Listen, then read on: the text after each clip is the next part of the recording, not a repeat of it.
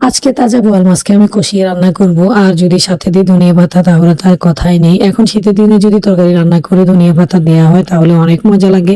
Hello everyone, আসসালামু আলাইকুম, welcome করছি মাই নিউ ব্লগটিতে। কেমন আছেন বন্ধুরা সবাই? আলহামদুলিল্লাহ আমরা ভালো আছি, আপনাদের দোয়ায় এখনো পর্যন্ত ভালো আছি। ভূমিকম্পের আতঙ্কে সারা বাংলাদেশ থরথর করে কাঁপছে, বিশেষ করে নরসিংদী ঢাকার মানুষ খুব আতঙ্কে আছি আমরা।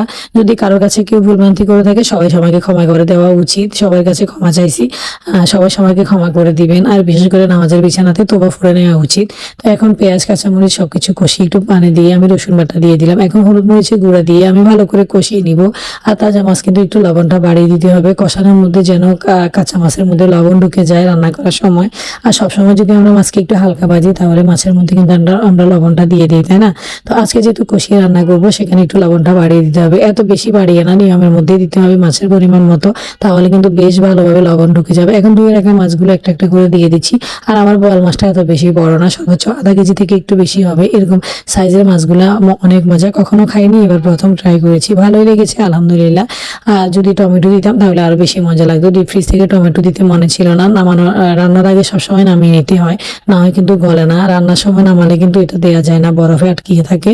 তো এখন আমি নেড়ে ছেড়ে দিচ্ছিলাম, আর একটু ঝোলটা শুকিয়ে গেলে আমি ধনিয়া পাতা দিয়ে দিব। আর মাছের মধ্যে বা যে কোনো সবজিতে শীতে যদি এখন ধনিয়া পাতা দিই, গ্রানে অনেক ভালো লাগে, গ্রানটা স্মেলটা অনেক মজা।